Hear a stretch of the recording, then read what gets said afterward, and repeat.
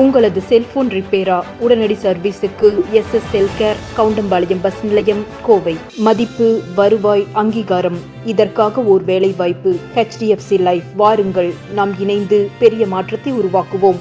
93639 93636.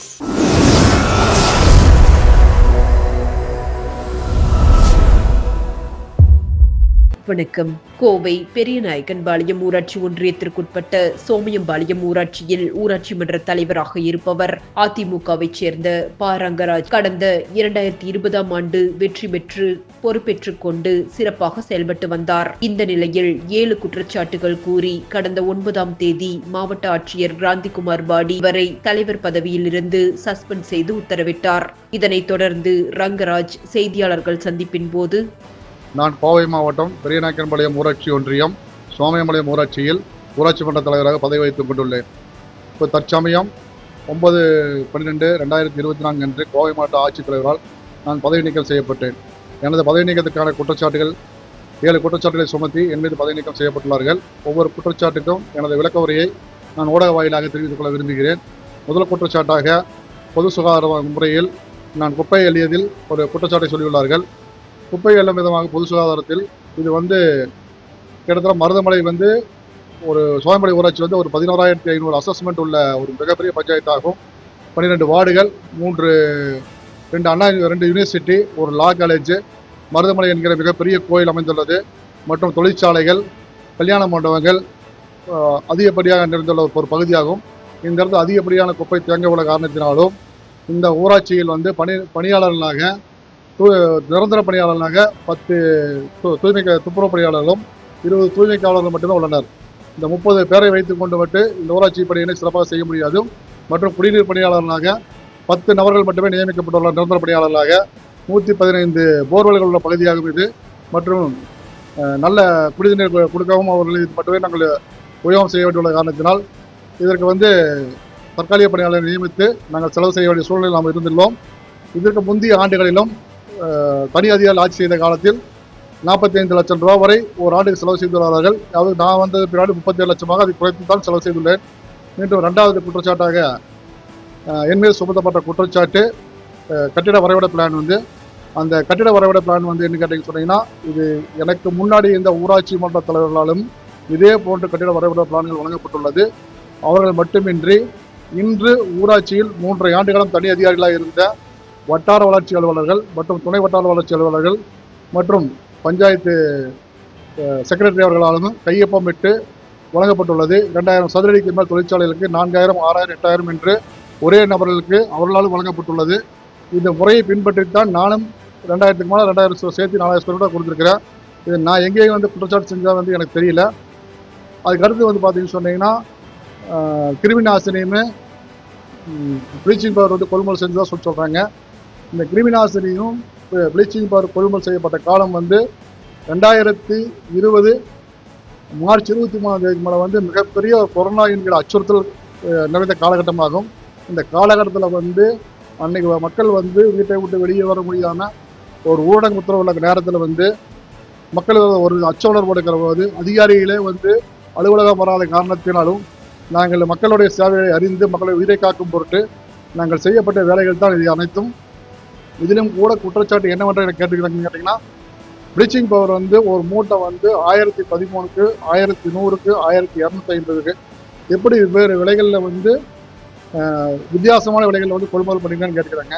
அன்னைக்கு காலகட்டங்களில் அந்த மூட்டைகள் என்ன விலைக்கு விற்றுதோ அந்த விலைக்கு மட்டும்தான் என்னால் வாங்க முடிஞ்சபடிய நாங்கள் இது நிரந்தரமாக ஒரு ரேட்டு ஃபிக்ஸ் பண்ணி எங்கேயும் வாங்க முடியாது. இது கவர்மெண்ட்டே ஒரு மூட்டை 1654 ரூபாய் வரைக்கும் வாங்கலான்னு சொல்லி கவர்மெண்ட்டே எங்களுக்கு சுற்றுவதி கொடுத்துருக்குறாங்க. நாங்கள் அந்த ரேட்டும் கூட நாங்கள் பர்ச்சேஸ் பண்ணல. இது டெண்டர் வச்சோ சட்ட விதிகளை மீறியோ நான் செய்யலை. டெண்டர் வச்சு வாங்கக்கூடிய அளவுக்கு எந்த பஞ்சாயத்துலையும் இன்னைக்கு வரைக்குமே ப்ளீச்சிங் பவுடர் எந்த பஞ்சாயத்துலையும் சரி, எந்த கிருமிநாசினியும் சரி டெண்டர் வச்சு கொள்முதல் செஞ்சதாக எங்கேயுமே கிடையாது. என்ன சுமத்தப்பட்ட குற்றச்சாட்டுகள் நிதி கையாளர் பண்ணிட்டுன்னு சொல்லிட்டோ இல்லை ஊழல் பண்ணிட்டுனா கிடையாது. சட்ட விதிமுறைகளை மீறி செஞ்சோன்னு சொல்கிறாங்க. இந்த சட்ட விதிமுறைகள் மீறி செய்யறது என்ன கேட்டு சொன்னால் இந்த டெண்டர் வைக்காமல் வாங்குறது தான். இந்த டெண்டரை இந்த காலகட்டங்களில் என்னால் வைக்க முடியாத சூழ்நிலை உள்ள காரணத்தினால நாங்கள் அதை பர்ச்சேஸ் பண்ணியிருக்கிறோம். அதுக்கடுத்து குடிநீர் குழாய் பழுது வார்த்தல் பணியில் என் மீது சுமத்தப்பட்ட குற்றச்சாட்டு 2021 வந்து 20 லட்சம் ரூபா வந்து ஒரு வருஷத்துக்கு வந்து நான் செலவு செஞ்சு சொல்லியிருக்காங்க.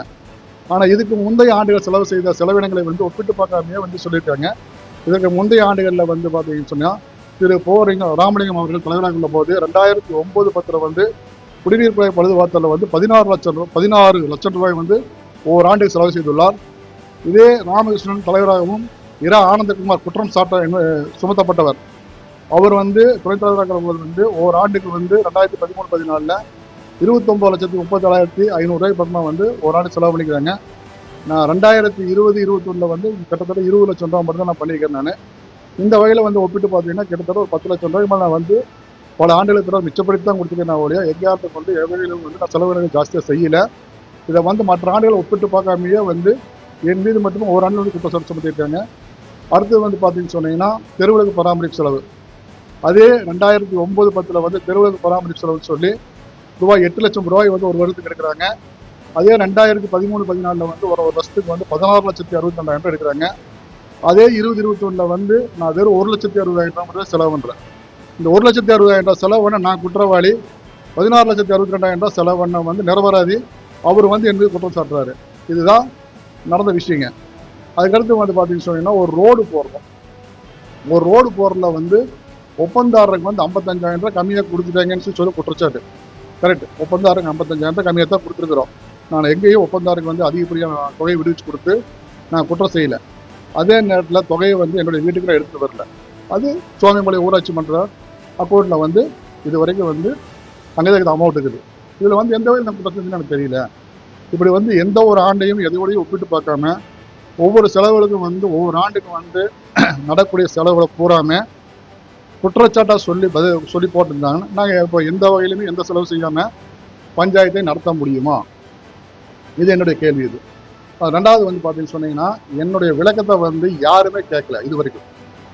ஒரு முறை வந்து ஏடி ஆடிட்டு வந்து ஒரு வாரம் வந்து உள்ள வந்து என்னுடைய விளக்கத்தை பூரா கேட்காமையே வந்து உண்டான ஒவ்வொரு ஆண்டுக்குள்ள வரவு கணக்கு பூராவே வந்து எடுக்கிறாங்க, எழுதுறாங்க, போயிடுறாங்க. அதை வச்சு வந்து கலெக்டர் வந்து நேரடி விசாரணை சொல்லி கூப்பிட்றாரு. அது வந்து விசாரணையே பண்ணல. அப்போ செக் பவர் வந்து 26/9/2022 அன்னைக்கு வந்து அந்த செக் பவர் எடுத்துடுறாங்க. அப்போ நாங்கள் வந்து அதுக்கடுத்து வந்து மேல்முறையீட்டுக்கு போகிறோம். அப்போ வந்து வந்து தாசில்தார் மீட்டிங் போடுறாங்க.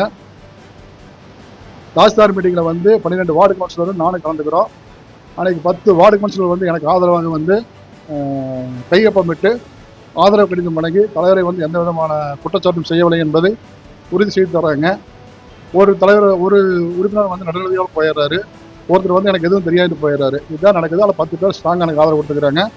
அப்படி இருந்துமே வந்து என்னோட செக் பவர் ரத்து பண்ணிட்டாங்க. ரெண்டாவது வந்து இப்போ வந்து மறுபடியும் வந்து ஒரு அன்னூர் வட்டார வளர்ச்சி அலுவலர் வச்சு ஒரு அறிக்கை எடுத்திருக்காங்க. அந்த அன்னூர் வட்டார வளர்ச்சி அலுவலரும் கூட வந்து என்னை வந்து எந்த விதமான ஒரு விளக்க உரையோ மற்றது எதையும் கேட்க முடியாது.